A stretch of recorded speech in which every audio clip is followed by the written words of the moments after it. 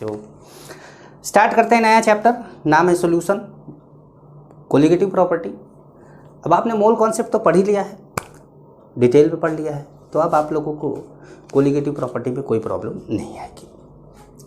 Colligative property heading डाल दिया है, तो अब इसको मिटा देते हैं, क्योंकि सीधे कोलिगेटिव प्रॉपर्टी से स्टार्ट नहीं करेंगे ना, पहले तो भूमिका न बना, तो अपना स्टाइल यही है, तो अपन स्टाइल से काम करेंगे, उसी स्टाइल से। इवैपोरेशन, सबसे पहले बात करेंगे इवैपोरेशन कि इवैपोरेशन क्या है। तो देखो बेटा, इवैपोरेशन में कोई लिक्विड ले लिया जाता है, इसके सरफेस पर क्या होता है, मॉलिक्यूल जो होते हैं उनकी टेंडेंसी होती है उड़ने की टेंडेंसी होती है, मतलब नीचे की तरफ चिपके भी रहते हैं, नीचे की तरफ ये प्रेशर भी लगाते हैं, नीचे की तरफ क्या करते हैं, प्रेशर भी लगाते हैं, और यहाँ पर तो ये बराबर चारों तरफ क्या है, बराबर, ठीक। तो ये जो है मॉलिक्यूल, इसकी टेंडेंसी होती है उड़ने की, इवैपोरेशन। तो इवैपोरेशन क्या है, इवैपोरेशन क्या है, तो इवैपोरेशन है टेंडेंसी ऑफ एस्केप, मतलब उड़ने की टेंडेंसी। तो आप पहले तो उड़ने की टेंडेंसी क्यों है, तो आप ये बात आप लिख लीजिएगा कि kinetic energy of surface molecule is higher than other molecule. Kinetic energy of surface molecule, जो सरफेस पे है, ये सरफेस के मॉलिक्यूल है, तो सरफेस मॉलिक्यूल की काइनेटिक एनर्जी क्या होती है, ज़्यादा होती है। काइनेटिक एनर्जी ज़्यादा होने के कारण क्या होता है कि ये उड़ जाते हैं, जल्दी उड़ जाते हैं। अब जैसे एक गिलास पानी आपने रख दिया, तो एक गिलास पानी क्या होगा, तो आप बोलेंगे एक गिलास पानी से उड़ जाएगा, नहीं उड़ेगा, आपको लगता है कि नहीं उड़ेगा, उड़ रहा होगा पर आपको लगेगा नहीं। आप ऐसा करिएगा, एक गिलास पानी के ऊपर एक ढक्कन रख दीजिएगा, कुछ भी आपके पास कोई बर्तन, स्टील का कटोरी वटोरी कुछ भी रख दीजिए उसके ऊपर।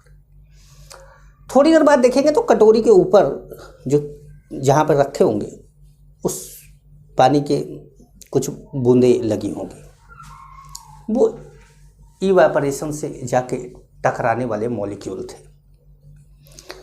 ठीक है। तो क्या है इवैपोरेशन, डेफिनेशन आप लिख लीजिएगा, spontaneous conversion of liquid molecule,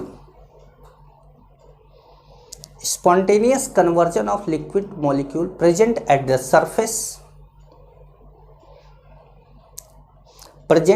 surface into vapor molecule is known as evaporation, ठीक है। अब कौन कौन से फैक्टर हैं जो इवैपोरेशन को अफेक्ट करते हैं, कौन कौन से फैक्टर हैं जो इवैपोरेशन को अफेक्ट करते हैं। फैक्टर अफेक्टिंग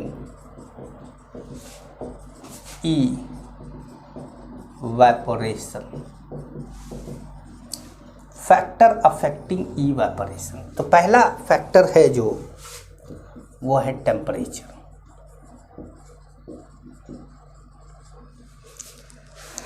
ठीक है। टेम्परेचर मतलब रेट ऑफ इवैपोरेशन, जिसको हम RE शॉर्ट में बोल देते हैं, ये डायरेक्टली प्रोपोर्शनल टू होगा टेम्परेचर के। Rate of evaporation is directly proportional to किसके, टेम्परेचर।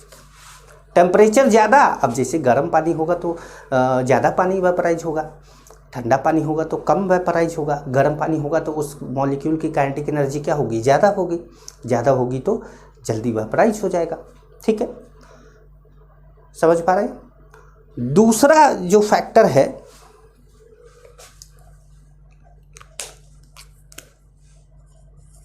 वो है nature of liquid. Nature of liquid क्या होगा? अब जैसे देखिए R E, rate of evaporation, R E inversely proportional two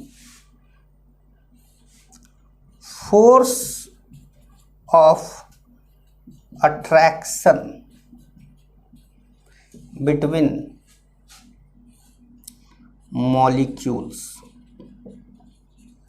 molecules के बीच में जितना अच्छा फोर्स ऑफ अट्रैक्शन होगा, जैसे मान लीजिए कि कोई वो जो आपने DDLJ देखी थी ना, तो उसमें जा सिमरन जा वाला होता है, जा सिमरन जा, तो उसमें वो जो अमरीश पुरी जी रहते हैं वो काजोल का हाथ पकड़े रहते हैं,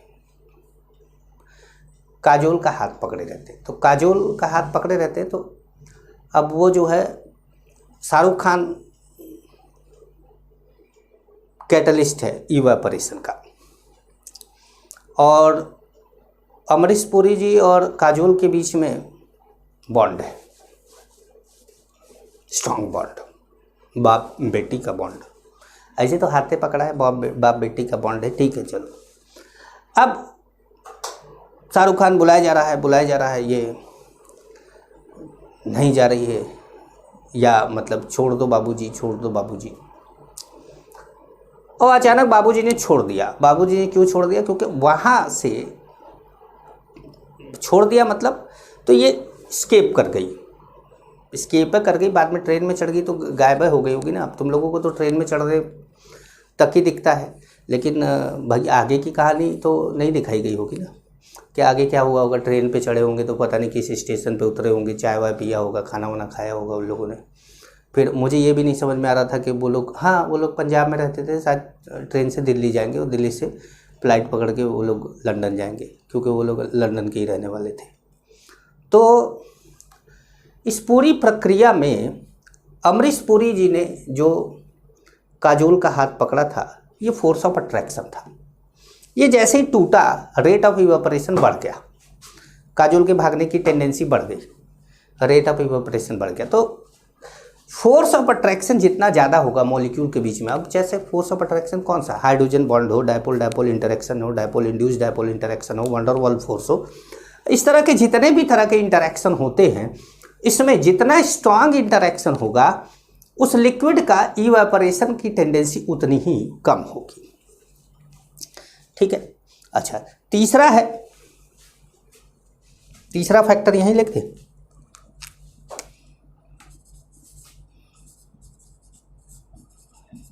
सरफेस एरिया,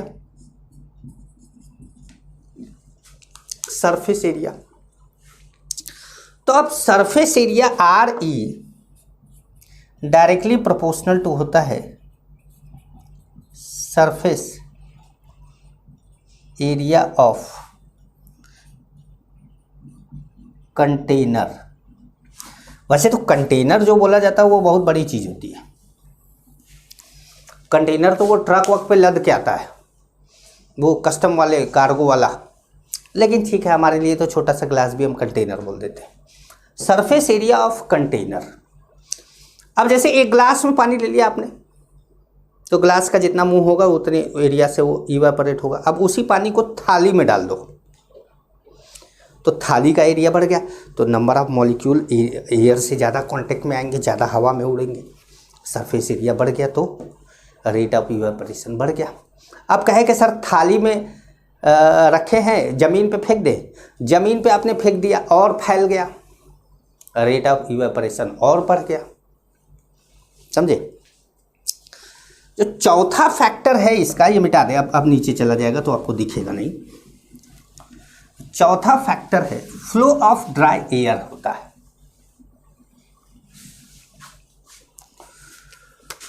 फोर्थ फैक्टर है flow of dry air.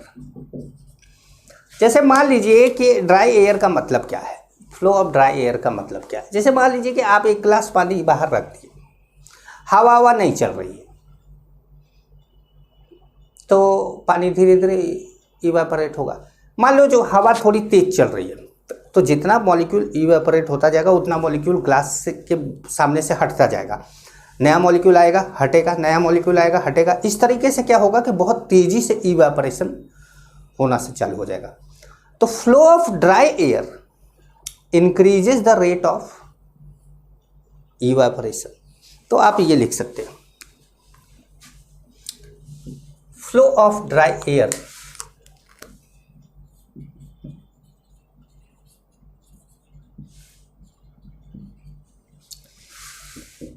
increases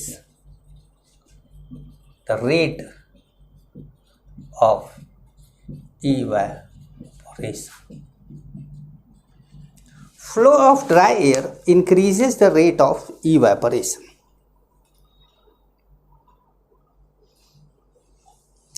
Flow of dry air increases the rate of evaporation. ठीक है, evaporation की कुछ हमने बात जानी।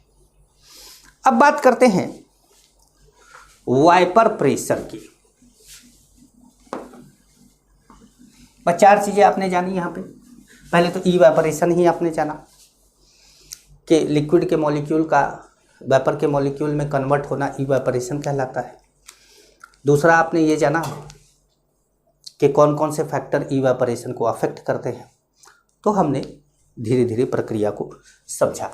अब हम बात करेंगे किसकी? वेपर प्रेशर की, पूरे चैप्टर का।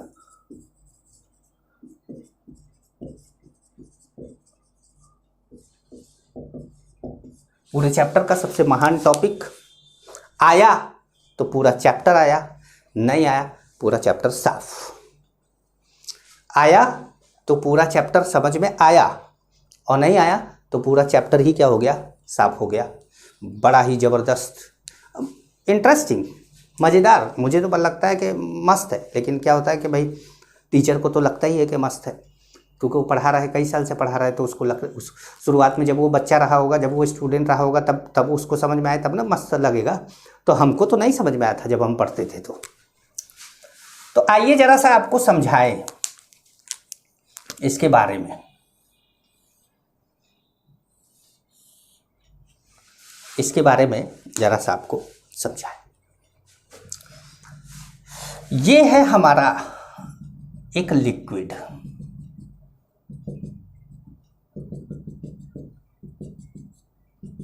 ये है लिक्विड, और इस लिक्विड के सरफेस पर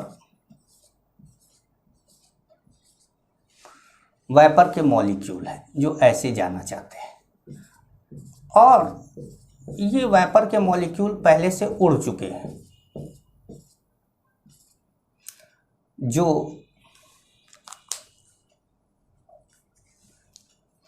ये ऊपर जाना चाहता है, ये नीचे आना चाहता है। सबका अलग अलग, जो इंसान कभी भी खुश नहीं है। पहले ये ऊपर जाना चाह रहे थे, अब चले गए तो फिर नीचे आना चाह रहे हैं कि नहीं हमको नीचे आना। वैसे ही छोटे बच्चों को आप देखें ना, तो जैसे कि किसी की गोद में रहते हैं और कोई सामने खड़ा हो जाता है ना, तो ऐसे करके कोशिश करते हैं कि इसकी गोद में चला जाऊँ। जो चल फिर नहीं पाते हैं, वो बहुत ही चालाक होते हैं जो चल फिर नहीं पाते हैं। उनको बिठा दो तो एक तरफ लुढ़क जाते हैं। जैसे उनको बिठा दो, टोई टोई इस तरीके से लुढ़क जाएंगे वो। तो उस तरह के बच्चे मुझे तो बहुत अच्छे लगते हैं वो बच्चे। और उस तरह के बच्चे अच्छे इसलिए लगते हैं कि उनको एक आध थप्पड़ मारो वो रो देते हैं, और फिर आदमी वो किसी को बता भी नहीं पाते कि कौन मारिस, तो मज़ा आता है।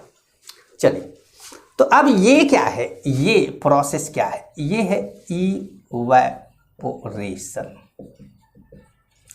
और ये प्रोसेस क्या है? ये है कंडेंसेशन। मतलब दो प्रोसेस एक साथ चल रही है, इवेपोरेशन एंड कंडेंसेशन, दो प्रोसेस। जब आप शुरुआत में लिक्विड लेते हैं तो इवेपोरेशन बहुत ज़्यादा होता है। इवेपोरेशन क्या होता है? बहुत ज़्यादा होता है, क्योंकि ऊपर तो अभी पहुँचेगा तब ना कंडेंस होगा। और कंडेंसेशन बहुत कम होता है, मिनिमम होता है। कुछ समय बाद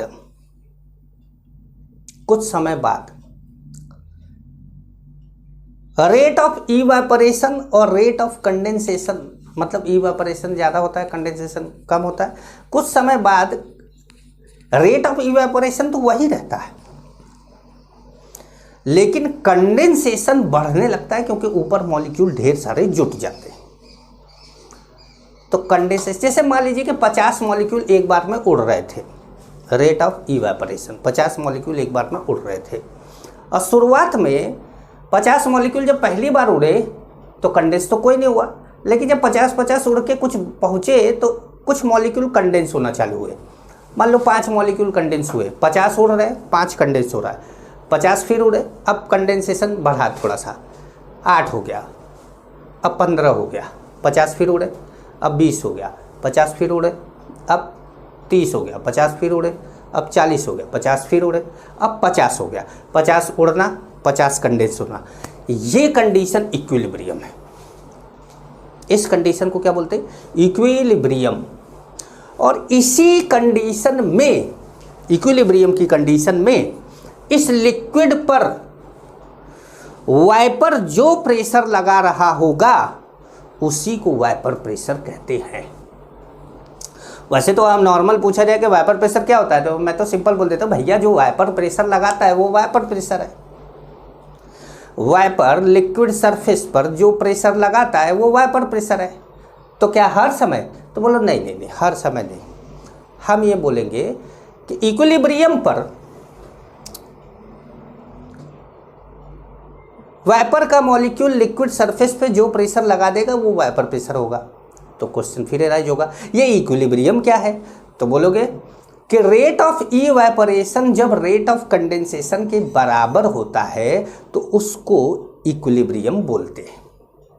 और वो इक्विलिब्रियम की जो कंडीशन है, उस समय वाइपर लिक्विड सरफेस पे जो प्रेशर लगा रहा होगा उसको वाइपर प्रेशर बोलेंगे। सिंपल सी बात, ठीक है। आइए समझते हैं इसको, फिर समझने में क्या जाता है, खूब समझिए कितना समझ। मैंने बोला ना आपको, चैप्टर का सबसे बड़ा खतरनाक मजेदार सब कुछ यही है, वाइपर प्रेशर। समझ में आ गया? चैप्टर खत्म। नहीं समझ में आया? चैप्टर खत्म। तो वाइपर प्रेशर के लिए पहले तो हम ऐसे करते हैं, T = 0 एट T = 0। T = 0 मतलब इनिशियल टाइम पर।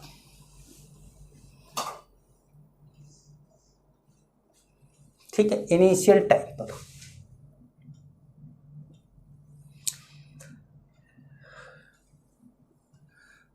Only liquid present, only liquid present, केवल लिक्विड क्या है? प्रेजेंट है। रेट ऑफ इवेपोरेशन क्या है? मैक्सिमम है। रेट ऑफ इवेपोरेशन क्या है? मैक्सिमम है। एट T = T मतलब कुछ टाइम पर, किसी समय पर। क्या T = T क्या होता है? समय = समय नहीं, T = T का मतलब है कि किसी टाइम पर, जैसे इनिशियल से थोड़ा सा आगे बढ़ गए तो उस समय रेट ऑफ इवेपोरेशन क्या होगा? Constant.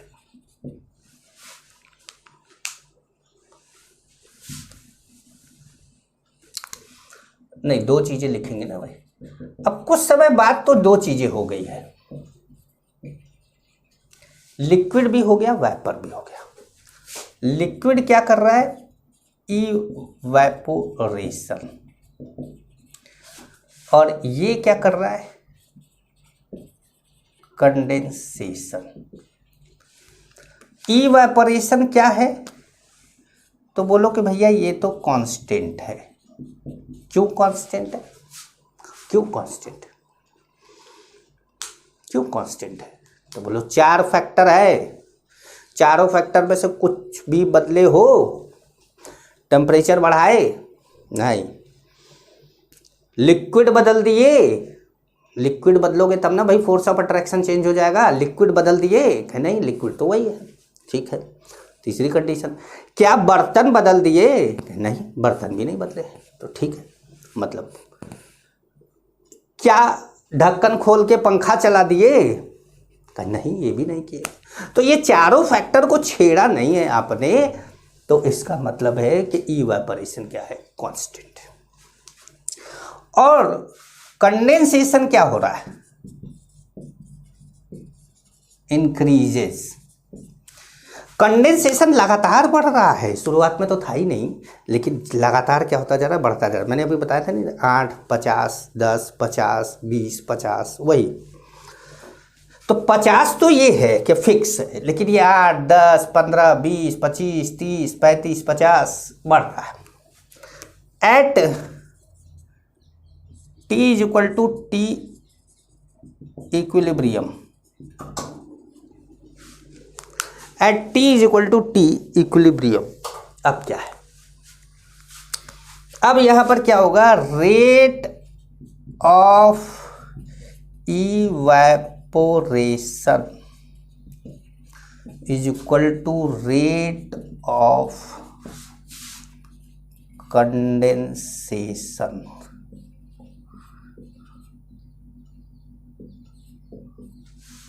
Rate of evaporation is equal to rate of condensation, मतलब R E is equal to क्या हो गया? आर सी।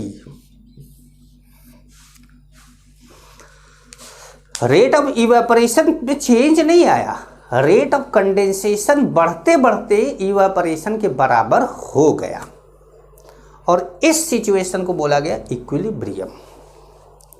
ठीक है। अच्छा, ये इक्विलिब्रियम क्या है? ये डायनामिक इक्विलिब्रियम है।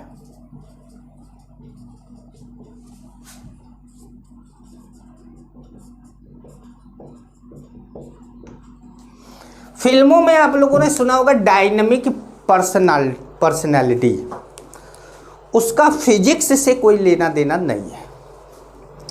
यहां पर डायनेमिक का मतलब है चलता फिरता। इक्विलिब्रियम होने के बाद क्या रेट ऑफ इवेपोरेशन, क्या इवेपोरेशन बंद हो गया या क्या कंडेंसेशन बंद हो गया? तो कहे नहीं, ना इवेपोरेशन बंद हुआ है ना कंडेंसेशन बंद हुआ है, लगातार दोनों चल रहे हैं, लेकिन दोनों की रेट क्या है? अब बराबर चल रही है। समझ गए? चलिए थोड़ा सा आगे बढ़ें। हाँ, बहुत ही मज़ेदार चैप्टर है यार, बहुत कसम से मज़ा आ जाता है इसको पढ़ाने में। अब हाँ,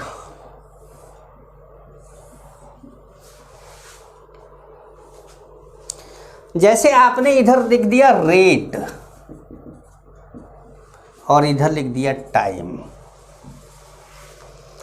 और ये कर दिया ऐसे, ये हो गया आर ई। ये क्या है? रेट ऑफ इवेपोरेशन, जो फिक्स है, टाइम बढ़ रहा है लेकिन कांस्टेंट है। और रेट ऑफ कंडेंसेशन क्या हुआ? ऐसे गड़बड़ा गया, जा ही रहा था तो सीधा जाना चाहिए था। रेट ऑफ कंडेंसेशन ऐसे बढ़ रहा था, आर सी। आर सी क्या हो रहा है? लगातार इंक्रीज कर रहा है, और आर ई सीधा है, फिक्स है, कांस्टेंट है। और ये जहां जाके मिला, ये क्या हो गया? इक्विलिब्रियम हो गया।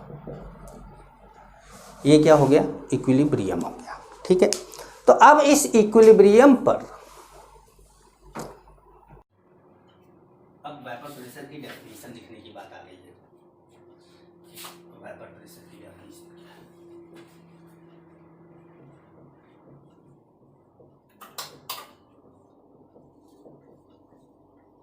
वेपर प्रेशर की डेफिनेशन क्या है? तो इसमें लिखेंगे आप, जब pressure exerted by vapor molecule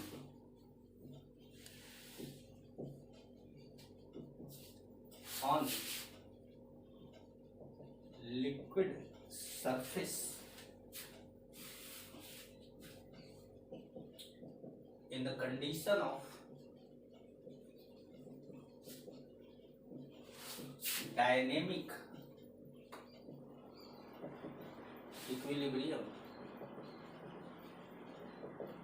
in the condition of dynamic equilibrium, in the condition of dynamic equilibrium मतलब RE is equal to RC is known as vapor pressure,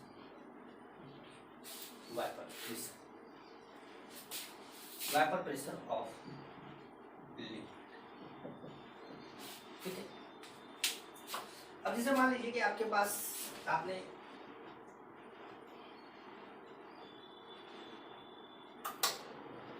यहाँ पे वाटर ले लिया, वाटर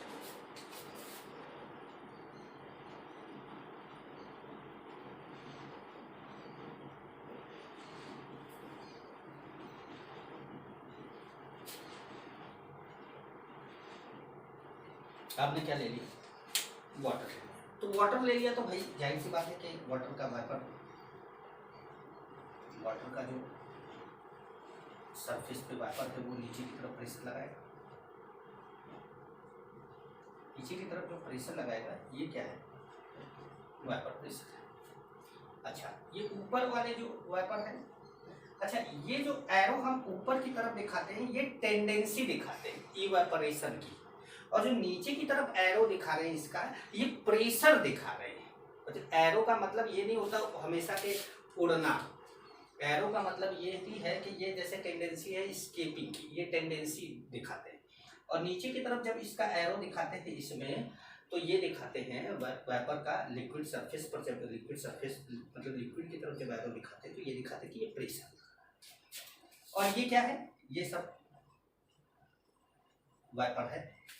अब इसका टेंडेंसी क्या होगा, इसका टेंडेंसी होगा नीचे जाने का, कंडेंसेशन का। ये है वेपरेशन और ये क्या है, इवेपोरेशन, और ये क्या है, कंडेंसेशन। समझ पा रहे? तो अब आप जानते हैं कि अगर liquid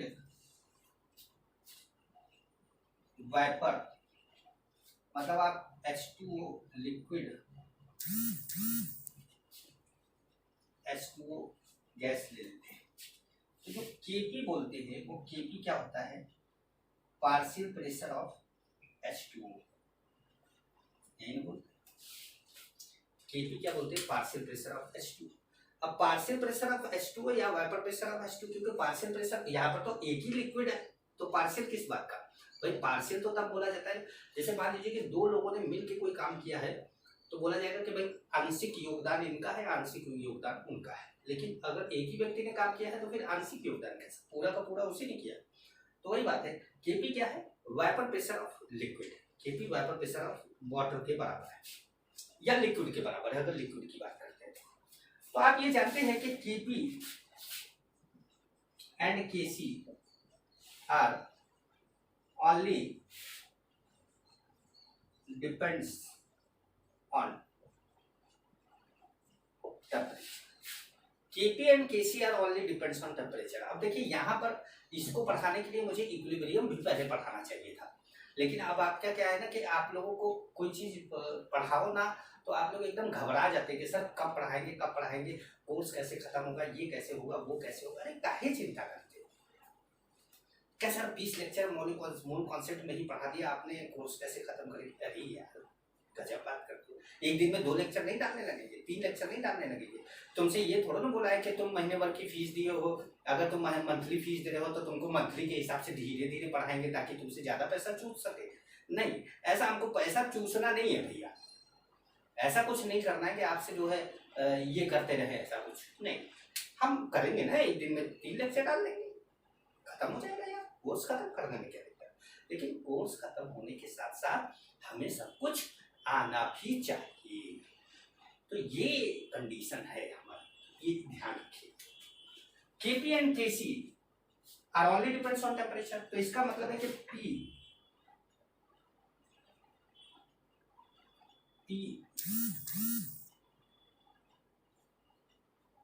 H2O is also only depends on temperature।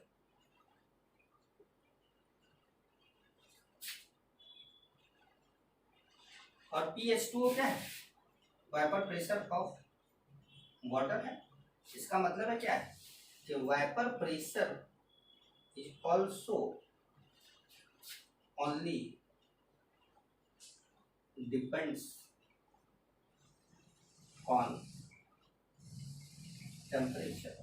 क्योंकि आप कोई और लिक्विड ले लीजिए, जैसे आपको लगता है कि सर वाटर की बात कर रहे हैं किसी और लिक्विड का रेट, तो बेंजीन ले लो ना, बेंजीन ले लो तो ये क्या हो जाएगा, pressure of vapour pressure of benzene हो जाएगा। तो वेपर प्रेशर ऑफ बेंजीन तो Kp equal to vapour pressure of benzene. तो जब Kp only depends on temperature होगा तो vapour pressure of benzene also depends on only temperature, that means vapour pressure is only depends on temperature.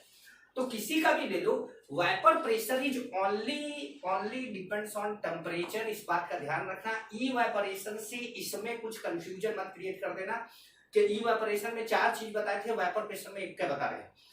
वो अलग है, ये अलग है, वो अलग है, ये अलग है।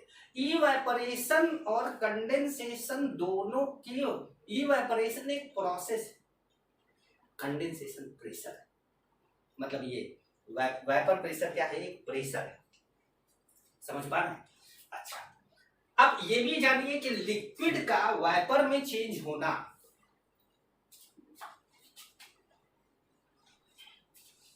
लिक्विड को अगर आपको वेपर में चेंज करना है तो कौन सी प्रोसेस होगी, एक्सोथर्मिक होगी कि एंडोथर्मिक होगी। लिक्विड को वेपर में चेंज करना एक्सोथर्मिक होगा कि एंडोथर्मिक होगा। तो पहले ये समझ लीजिए कि लिक्विड वेपर, ये क्या हो गया, ये एंडोथर्मिक प्रोसेस होगी। ऐसे बना देते हैं, ये क्या हो गई, एंडोथर्मिक प्रोसेस हो गई, ठीक है। तो अब ये एंडोथर्मिक प्रोसेस है, तो वेपर जितना ज्यादा बनेगा Kp उतना ज्यादा होगा। Kp कब ज्यादा होगा, वेपर जब ज्यादा बनेगा। और प्रोडक्ट कब ज्यादा बनेगा, जब टेम्परेचर क्या होगा, हायर होगा, एंडोथर्मिक प्रोसेस। तो इसका मतलब है कि फॉर एंडोथर्मिक प्रोसेस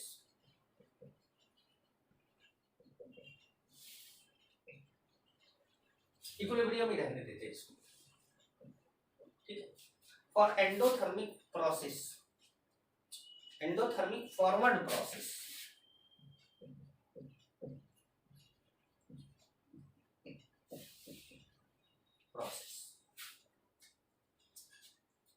टेम्परेचर बढ़ाओगे तो क्या बढ़ेगा, प्रोडक्ट बढ़ेगा। प्रोडक्ट कौन है, वेपर। वेपर बढ़ेगा तो क्या बढ़ेगा, Kp बढ़ेगा। Kp बढ़ेगा तो क्या बढ़ेगा, वेपर प्रेशर बढ़ेगा, ठीक है, वेपर प्रेशर बढ़ेगा। लेकिन अगर आप एट कांस्टेंट टेम्परेचर की बात करें, टेम्परेचर अगर कांस्टेंट है तब बेटा ध्यान रखिएगा कि टेम्परेचर बढ़ाने पर वेपर प्रेशर क्या होता है, बढ़ता है। अब टेम्परेचर से कैसे रिलेशन है वेपर प्रेशर का, ये हम रिलेशन में पढ़ेंगे, अभी बाद में पढ़ेंगे। तो अब पहले कुछ बात कर लेते हैं। देखिए, vapour pressure is the maximum value of partial pressure of any liquid. Vapor pressure is the maximum partial pressure of any liquid at given temperature। बोलना जरूरी है क्योंकि टेम्परेचर को क्या कर दिया हमने, कांस्टेंट कर दिया। तो vapour pressure is the maximum partial pressure. किसी भी लिक्विड का जो मैक्सिमम पार्शियल प्रेशर बोला जाएगा वो क्या हो जाएगा, वो तब होगा जब वो लिक्विड अकेला हो। जैसे आपका मैक्सिमम, जैसे आप कोई मंदिर बनवा रहे हैं, आप कोई मस्जिद बनवा रहे हैं, आप कोई चर्च बनवा रहे हैं, आप जिस भी धर्म के हैं, तो अगर आप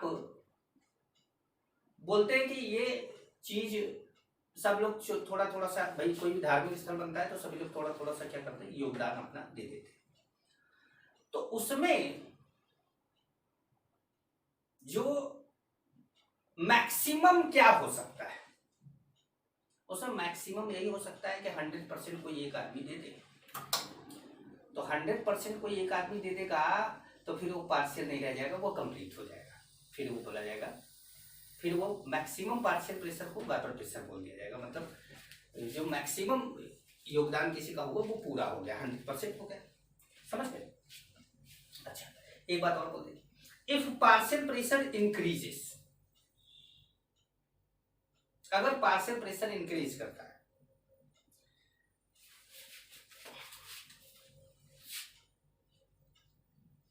if partial pressure increases after this value, वो दिस वैल्यू क्या है, vapour pressure. After this value, अगर पार्शियल प्रेशर इंक्रीज करता है after this value, then some molecule of vapour are condensed, some molecule of vapor are condensed, then some molecule of vapor are condensed। अगर ऐसा हो जाए कि ऐसी condition आ जाए कि पार्शियल प्रेशर जो है वो वेपर प्रेशर से बढ़ जाएगा, तो वेपर प्रेशर से पार्शियल प्रेशर कभी बढ़ नहीं सकता। कुछ मॉलिक्यूल को कंडेंस कर देगा ताकि वेपर का मॉलिक्यूल ही कम हो जाए और प्रेशर कम हो जाए और वापस वेपर प्रेशर के बराबर आ जाए। ठीक है, चलिए, इफ पार्शियल प्रेशर, यार यहाँ पार्शियल के साथ प्रेशर भी लगाना था,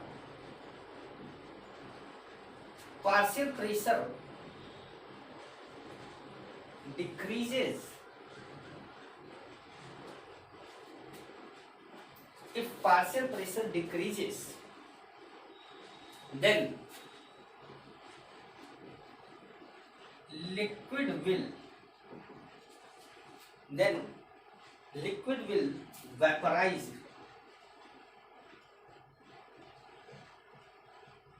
until, अगर पार्शियल प्रेशर बढ़ता है तब तो लिक्विड को वेपर को कंडेंस कर देगा, लेकिन अगर पार्शियल प्रेशर घटता है तो वेपर प्रेशर पे लाने के लिए लिक्विड को ज्यादा क्या करना पड़ेगा, वेपराइज करना पड़ेगा। लिक्विड को कब तक वेपराइज करेंगे, until partial pressure becomes equal to vapor pressure या achieve the value of vapor pressure। कब तक, until the partial pressure become equal to vapor pressure। दूसरा, all liquid are vaporized। ठीक है, या तो भाई आपने एक गिलास पानी दे दिया,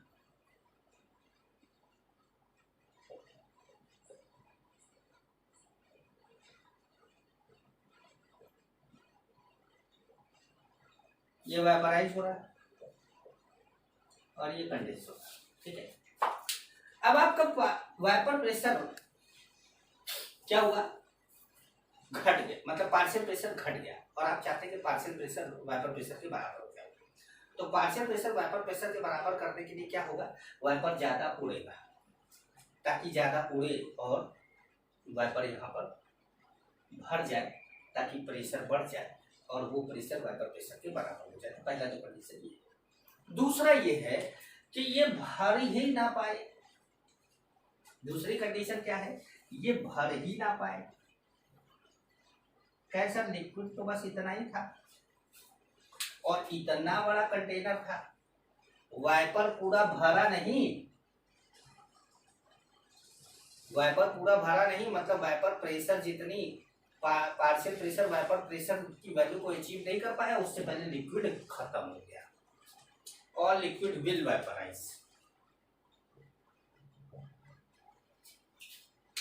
जब तक कि सारा लिक्विड वेपराइज ना हो जाए तब तक क्या होता रहेगा, जान दे देगा अपनी कि हाँ। एक और कंडीशन हो सकती है कि अगर ये बर्तन खुला है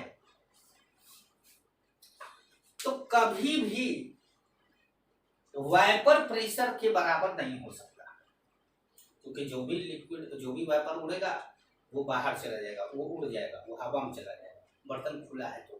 तब ये वाली कंडीशन आ जाएगी, तब वो वाइपर प्रेशर अचीव नहीं कर पाएगा, तब वो वाइपर प्रेशर अचीव नहीं कर पाएगा।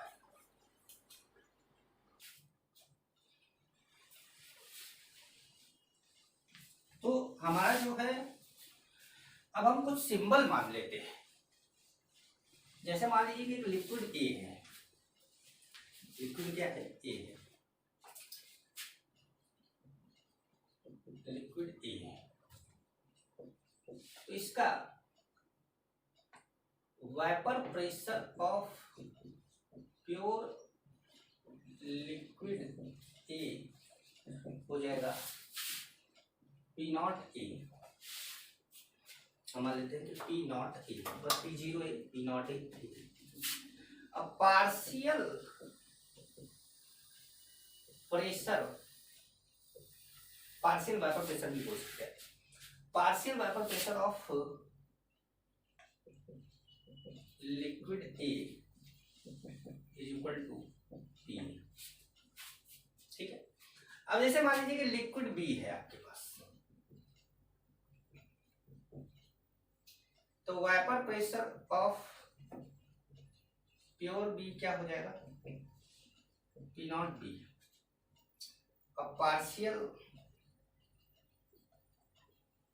वाइपर प्रेशर ऑफ बी क्या हो जाएगा, पी बी। ये ध्यान रखिएगा, नॉट लगा देंगे तो प्योर का होगा, और नॉट नहीं लगाएंगे तो वो पार्शियल हो जाएगा। इतना आप हमेशा ध्यान रखेंगे, ठीक है।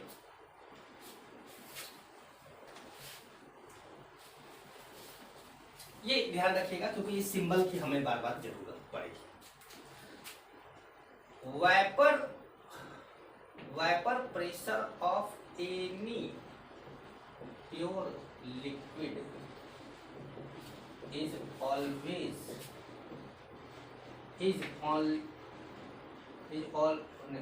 only depends on temperature। इस बात का आप ध्यान रखेंगे, 2-3 बार बोल चुका हूं कि vapour pressure of liquid is always depends on pure liquid, always depends on temperature and denoted by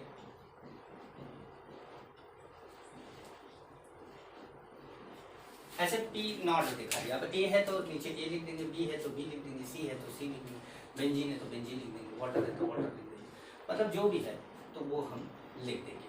समझ पा रहे हैं? चलो, तो अब बात करते हैं फैक्टर अफेक्टिंग वाइपर प्रेशर।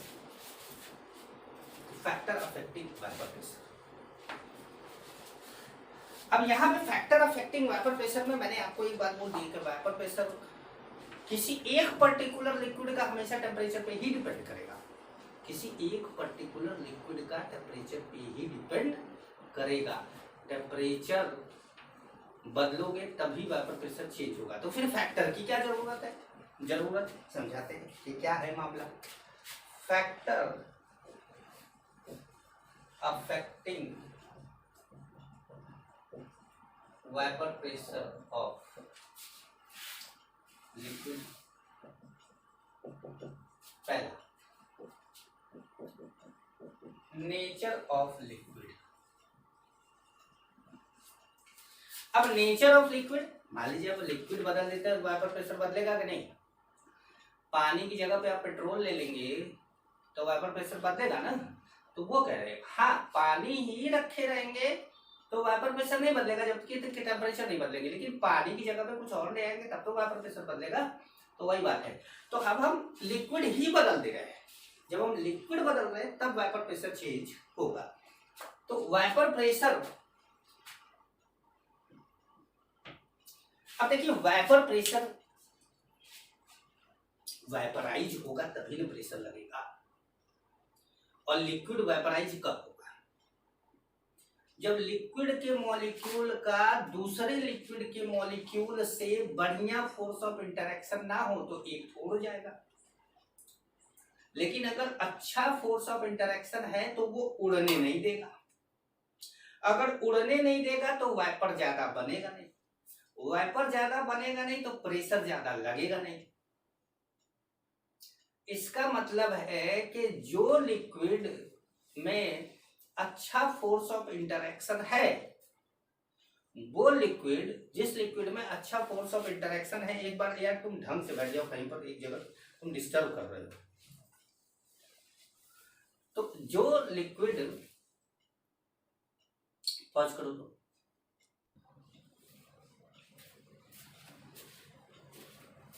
तो देखिए vapour pressure inversely proportional to है force of attraction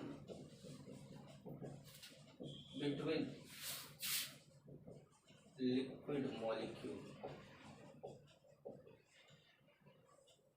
force of attraction between liquid molecule, जितना अच्छा फोर्स होगा लिक्विड के बीच में, जितना अच्छा अट्रैक्शन होगा, लिक्विड दूसरे लिक्विड को उड़ने ही नहीं देगा। जब उड़ने नहीं देगा तो वाइपर बनेगा नहीं, जब वाइपर बनेगा नहीं तो प्रेशर लगेगा नहीं, मतलब कम लगेगा। ऐसा नहीं कि बन भी नहीं करेगा, कम बनेगा कम लगेगा। मतलब फोर्स ऑफ इंटरेक्शन अच्छा तो वाइपर प्रेशर कम लगेगा, मतलब वाइपर प्रेशर की वैल्यू क्या हो जाएगी, कम हो जाएगी। ठीक है, जैसे एग्जांपल लेकर बताया आपको कि हमारे पास CH3OH है, क्या नाम, मीथेनॉल। हमारे पास CH2OH क्या नाम, ग्लाइकॉल, या इथाइलिन ग्लाइकॉल।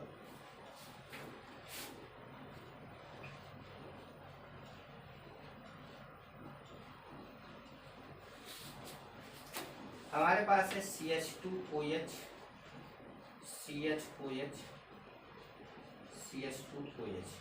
इस कंपाउंड को पहचान लीजिए, इसका नाम ग्लिसरीन है। भाई ग्लिसरीन आप जानते हैं, फॉर्मूला है। अब यहां हम मान लेते हैं कि इसका वाइपर प्रेशर A है, यहाँ पे इसका वाइपर प्रेशर B है। अच्छा, इक्वल कर A, B, और इसका वाइपर प्रेशर C। यहां पर क्या है, हाइड्रोजन बॉन्ड, यहां पर भी हाइड्रोजन बॉन्ड, यहां पर भी हाइड्रोजन बॉन्ड। यहाँ एक OH की वजह से हाइड्रोजन बॉन्ड, यहाँ दो OH की वजह से हाइड्रोजन बॉन्ड, यहाँ तीन OH की वजह से हाइड्रोजन बॉन्ड। हाइड्रोजन बॉन्ड ज्यादा कहाँ पर, मतलब ज्यादा अच्छा कहाँ पर, यहाँ। तो यहाँ फोर्स ऑफ इंटरेक्शन क्या है, हाईएस्ट है। तो अगर आप फोर्स ऑफ इंटरेक्शन की बात करें तो यहाँ हाईएस्ट है। तो फोर्स ऑफ इंटरेक्शन जब ज्यादा है तो वाइपर प्रेशर क्या हो जाएगा, कम। तो यहाँ फोर्स ऑफ इंटरेक्शन सबसे कम है, तो वाइपर प्रेशर जो होगा वो सबसे ज्यादा किसका होगा, A का, फिर B का, तब C का। मतलब वाइपर प्रेशर कब ज्यादा होगा, जब फोर्स ऑफ इंटरेक्शन क्या हो, कम हो। समझ पा रहे? चलो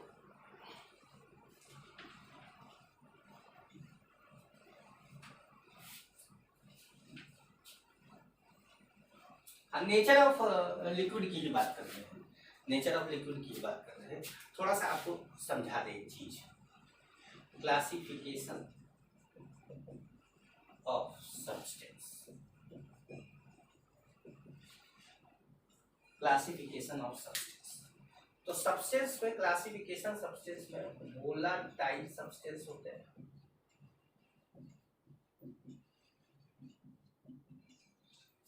वोलाटाइल सब्सटेंस ऐसा सब्सटेंस जो, वोलाटाइल सब्सटेंस कैसा सब्सटेंस है, the substance which have tendency to evaporate, ऐसा सब्सटेंस जिसमें टेंडेंसी है इवापोरेशन की, उसको बोला जाता है वोलाटाइल सब्सटेंस।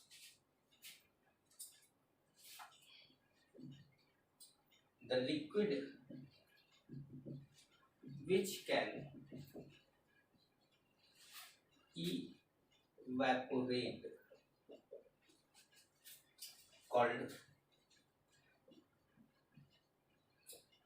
volatile substance। ऐसा सब्सटेंस जो उड़ सकता है, जो हवा में जा सकता है, उसको क्या बोलते हैं?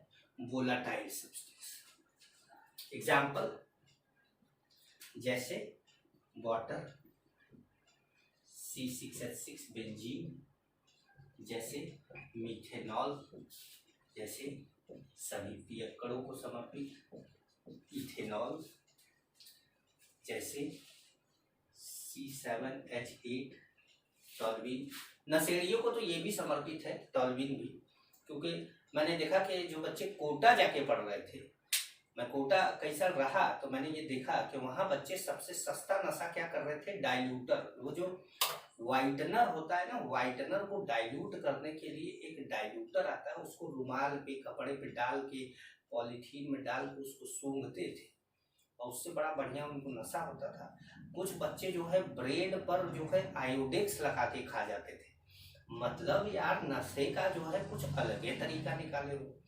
हम लोग तो सोचते थे कि आयोडेक्स मलिए काम पे चलिए, ये लोग तो आयोडेक्स जो है ब्रेड पे मलते थे और इनका काम चलता था। तो ये कुछ कंपाउंड जैसे कुछ भी ले सकते हो आप, ग्लाइकॉल ले सकते हो,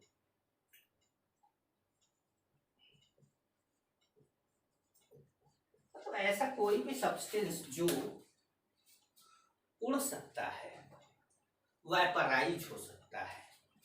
एनहेक्सेन ले सकते हो, C6H14 ले सकते हो, C7H16 ले सकते हो, कुछ भी ऐसा कुछ भी ले सकते हो, मतलब कोई भी हाइड्रोकार्बन लिक्विड का ले सकते हो। वो सब क्या होगा? इवेपोरेट हो सकता है। तो जो भी इवेपोरेट हो सकता है वो कौन है? वोलाटाइल सब्सटेंस है। दूसरा जो सब्सटेंस है वो नॉन वोलाटाइल है।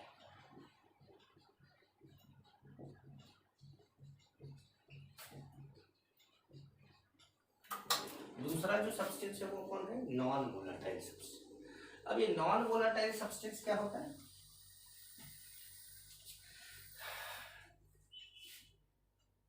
The solid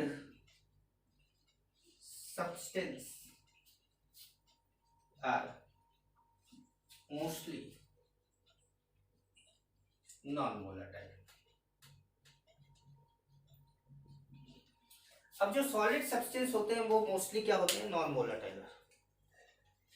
ठीक है, तो substance which have no tendency of evaporization, और या फिर हम सॉलिड डायरेक्ट लिख दिए, सॉलिड एग्जांपल में लिख देते हैं। द सब्सटेंस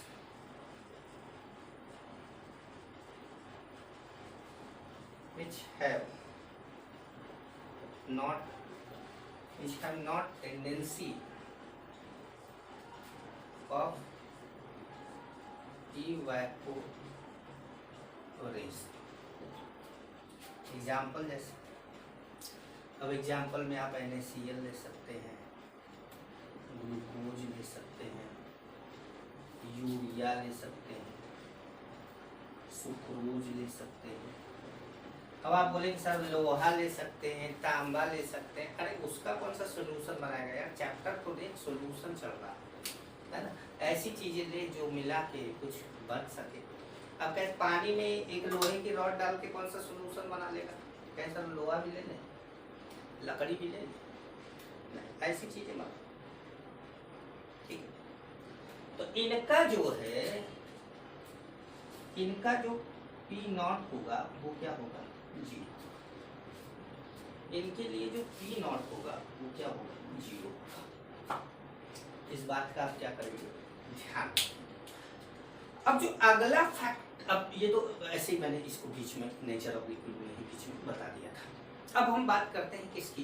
दूसरे फैक्टर की, नाम है टेम्परेचर।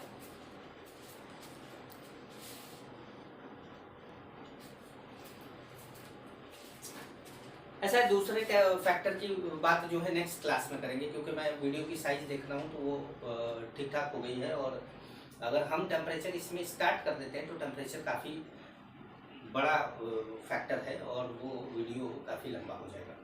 और बहुत लंबा वीडियो देखने से अच्छा है कि 2 वीडियो अलग अलग देखा जाए, क्योंकि मुझे लगता है कि बहुत लंबा कर देने से बोरियत सी महसूस होने लगती है।